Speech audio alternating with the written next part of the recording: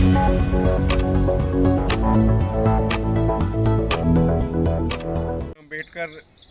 की जन्म जयंती पर उनका स्मरण हो रहा है पूरे देश में। इन पे दो बातों का विचार करना आवश्यक है। एक तो डॉक्टर अम्बेडकर के प्रति किस सरकार ने पूरा सम्मान व्यक्त किया। दूसरी बात यह है कि डॉक्टर अम्बेडकर ने जो वंचित लोगों की बात की, उनके वंचित लोगों के कल्याण के लिए किस सरकार ने कितना काम किया।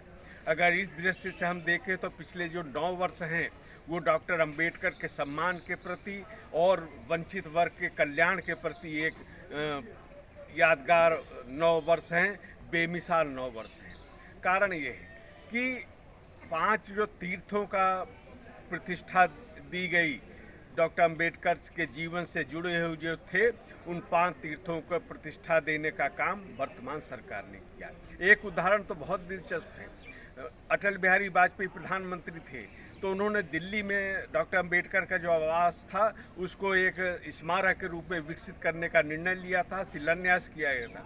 अटल जी की सरकार के बाद यूपीए को 10 साल सरकार चलाने का अवसर मिला और उसमें एक ईंट तक नहीं लगाई गई, और ये काम भी नरेंद्र मोदी की सरकार ने किया।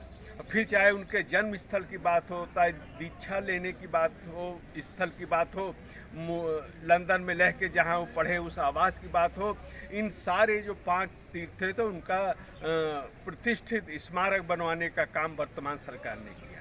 जहाँ तक गरीबों के कल्याण की योजनाएं हैं, सैकड़ों योजनाएं ऐसी चल रही हैं जिनसे वंचितों का कल्याण हो रहा है और करोड़ों की संख्या में वो सब लाभान्वित हो रहे हैं। ये डॉक्टर अम्बेडकर के विचारों पर अमल है, उनके विचारों पर क्रियान्वयन करने का सरकार जो काम कर रही है, तो ये भी नरेंद्र मोदी की सरकार ऐसा काम कर रही है। लाखों की संख्या में निर्धनों को, वंचित वर्ग को आवास दिए गए हैं, उनको रोजगार के अवसर उपलब्ध कराए जा रहे हैं, स्वरोजगार वो कर रहे हैं और रोजगार देने वाले बढ़ रहे वंचित वर्ग।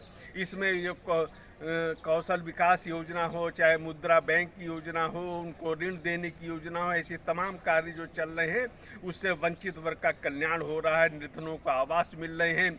दुनिया की सबसे बड़ी गरीबों के लिए जो स्वास्थ्य योजना भी, आयुष्मान भी चल रही है भारत में, तो इसलिए दोनों जो पक्ष हैं इन पे पिछले 9 साल बेमिसाल है।